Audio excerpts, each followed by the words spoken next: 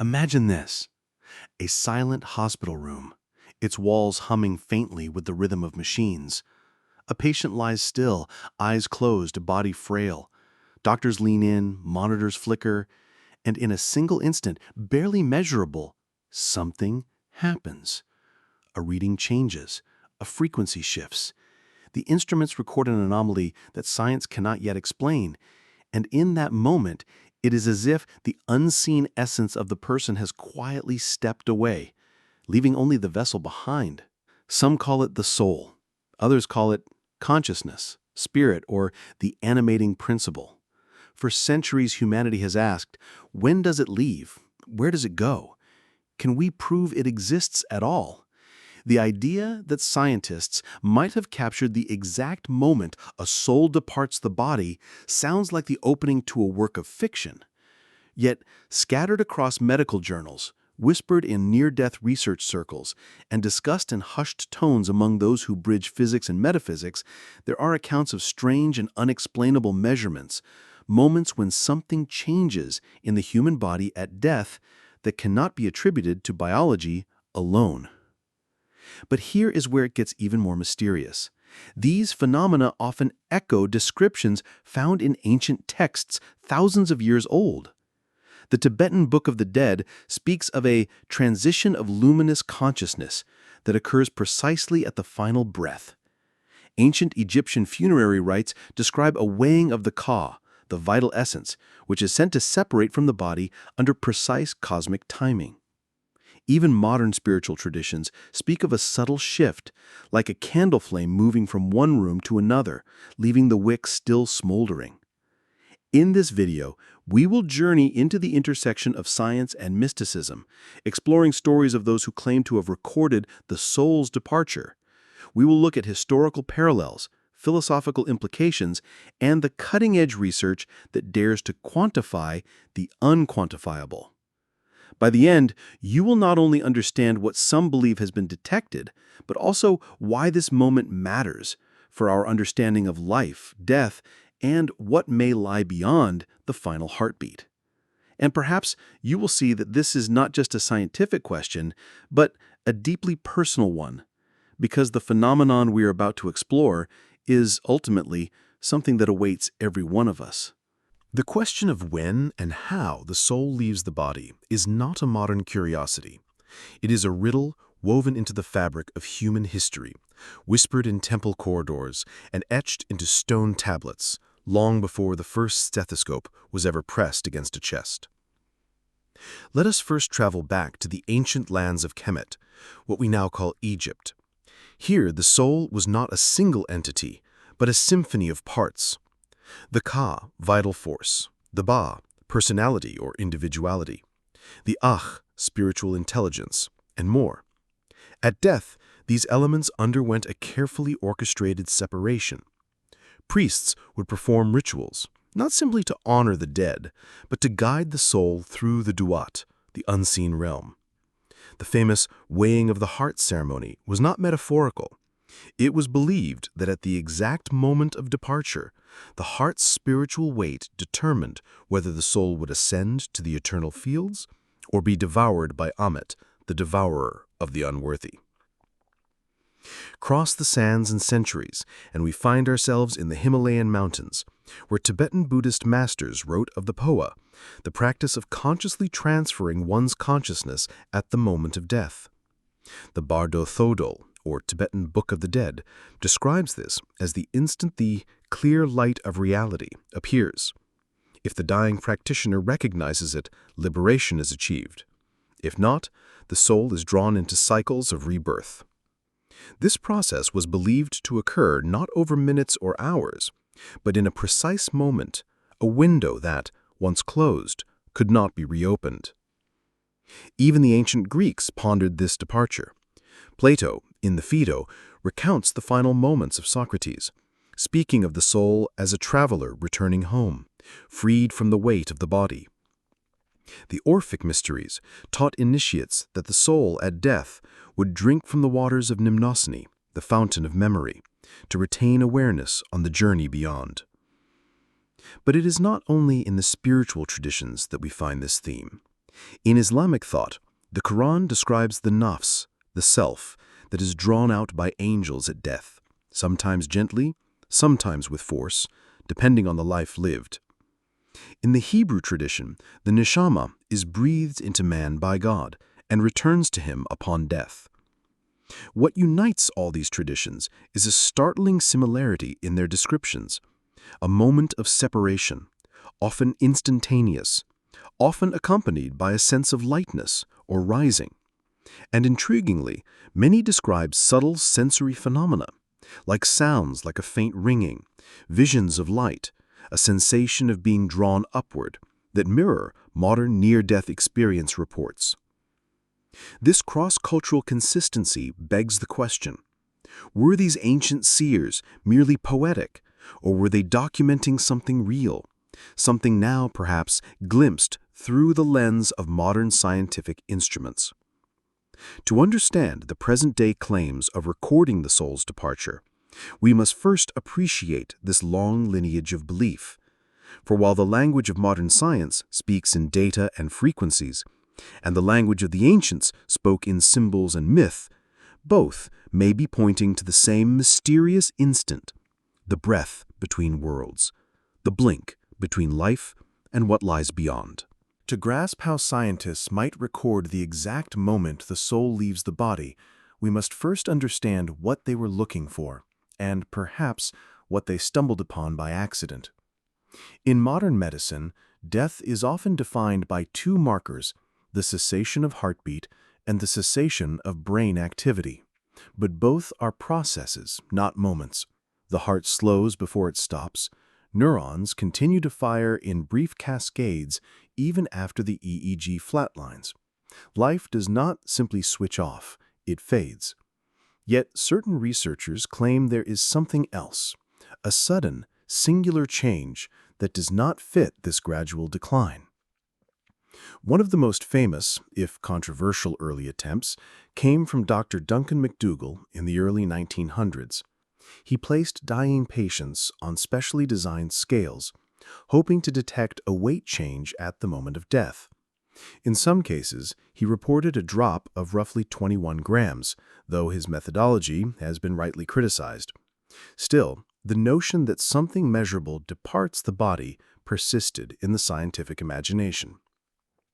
Fast forward to the 21st century, where far more sensitive instruments can track subtle changes in electromagnetic fields, biophotonic emissions, and quantum-level fluctuations. Hospitals now use EEG, EKG, and advanced thermal imaging not to detect souls, but to monitor life signs. Yet, tucked away in the data logs of certain studies, anomalies appear. In some cases, at the moment when clinical death is pronounced, sensors register a brief spike, like a flare of energy, followed by a precipitous drop. In others, ultra-sensitive detectors pick up faint pulses of light or electromagnetic activity that seem to move away from the body. The duration? Often less than a second.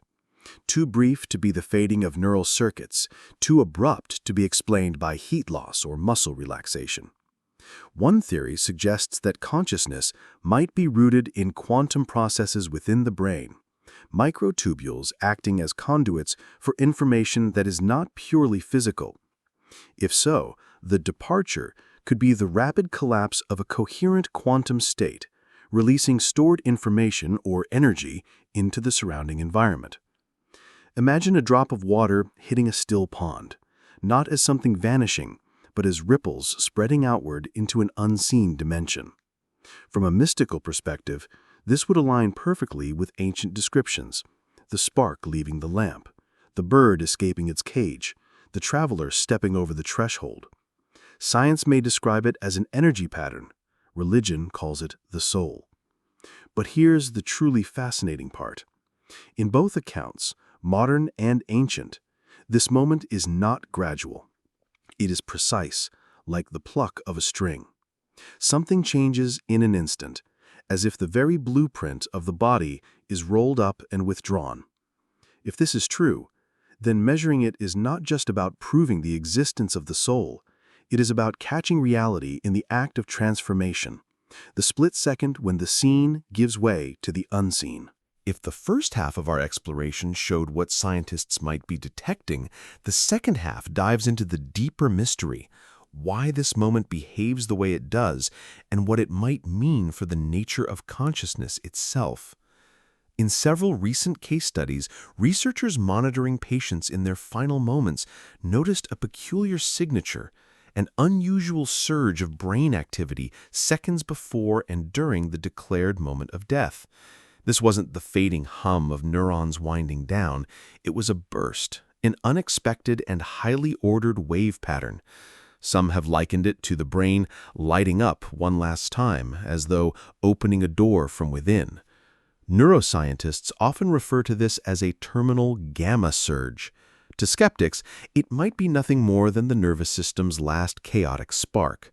But to those open to metaphysical interpretations, it's as if the mind is gathering itself, consolidating its essence, and stepping through a passageway into another state of being. This aligns eerily well with mystical traditions that describe the soul's exit as a withdrawal of awareness from the extremities inward, first from the feet, then legs, then torso, until it concentrates at a single point, often at the crown of the head or the heart center, before releasing entirely. In Tibetan Phwa practice, the trained practitioner visualizes their consciousness as a sphere of light, moving through the crown and into infinite space. Scientific instruments, of course, don't record light spheres or gateways. They detect minute electromagnetic fluctuations, subtle shifts in the body's biophoton emissions, and in some cases, changes in the surrounding air's ionization. Curiously, these readings often appear just before the heart fully stops, hinting that the soul's departure, if real, is not tied strictly to cardiac death. There's also the matter of mass energy conservation. Physics tells us that energy cannot be destroyed, only transformed. If consciousness carries an energetic component, then the act of dying might involve a transfer, an emission into a field or dimension we cannot yet measure directly. Some frontier researchers speculate about the zero-point field, a universal sea of fluctuating energy that may serve as a kind of cosmic memory storage. In this view, the moment of departure is the instant that individual consciousness is uploaded into the greater matrix of existence. But there's a more poetic way to see it. Imagine life as a flame. The body is the candle, the mind is the air that feeds it, and the soul is the light itself. Extinguish the candle, and the wax and wick remain, but the light, the very thing that animated the scene, has gone elsewhere. Whether science calls it energy transfer or mystics call it returning to source, the image is the same, a transition, swift and irreversible. And perhaps the most astonishing idea is this: if such moments can be recorded, it opens the possibility that consciousness does not end at death, it changes its state, which would mean that death, far from being an obliteration, may be the most precise and extraordinary transformation we ever undergo. If the departure of the soul is not a slow fading, but a precise and instantaneous transition, then understanding and preparing for that moment becomes more than a matter of curiosity. It becomes a practice. Across spiritual traditions, you'll find a consistent thread. The state of mind at the moment of death matters. The Tibetan Bardo Todal teaches that the clarity or confusion we hold in that instant shapes our journey through the afterlife realms. Hindu philosophy describes the final thought as the seed that determines the next incarnation. Even Christian mystics speak of dying in grace, holding the heart in love and surrender as one's last conscious act. From a modern perspective, if consciousness truly undergoes a measurable change, then cultivating awareness now may allow us to navigate that transition more skillfully when it comes.